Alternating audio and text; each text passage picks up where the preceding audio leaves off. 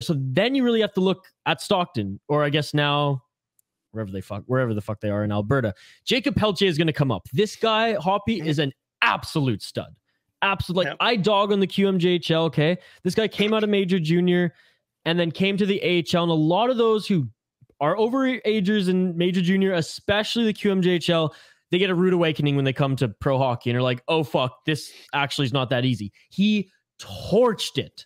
Point per game, pretty much 62 points in 66 games, 27 goals, 7 points in the playoffs, 13 playoff games for them. He's 21 years old.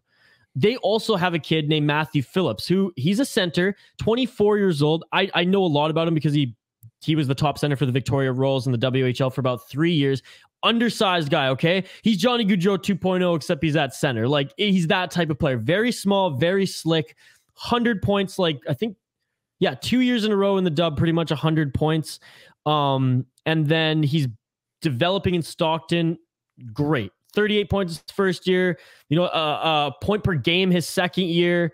A little bit under point per game in that crazy COVID year. And then last year, 68 points in 65 games, 31 points, led the team right in front of Pelletier. So the two young guys in Stockton, the two positions that the Flames actually need to fill in the bottom six or eventually their top six. Like, if all things work out, Matthew Phillips plays in the bottom six and then eventually replaces Michael Backlund on the second line center. If all works out, Pelletier replaces one, of like the Dubé position or Coleman. One of those can slide back in. So assuming these two guys even just play well their first year, we're talking 30, 40 points that aren't in a liability. Fuck, man. Like, the Flames bottom six actually looks really, really dangerous.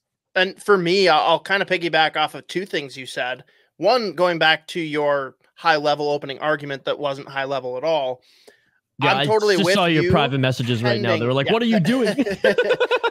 pending what happens with that third-line center role, because we're both pretty confident it's not Monahan. Phillips, like you mentioned there, if he slots in and you want to have more of a balanced lineup, I actually like keeping Dubé on that third line to really work with him and Pelletier. But if we get a center that's a little bit more defensively focused, they want to make that more of a grit, tough shutdown line. I actually love the idea of slotting Dubé up into the top six and putting Coleman on that third line because it fits his game so much. That's kind of what I'm hoping for. There's a lot of pieces that fall into place, right? Chemistry, right fit, and we don't know what the fuck's going to happen with that coach. But I think there's some moving and shaking that can be done with really that whole right wing group between Toffoli, Coleman, and Dubé. Like, all of them could slot anywhere from 1 to 3, and I'm not going to be upset.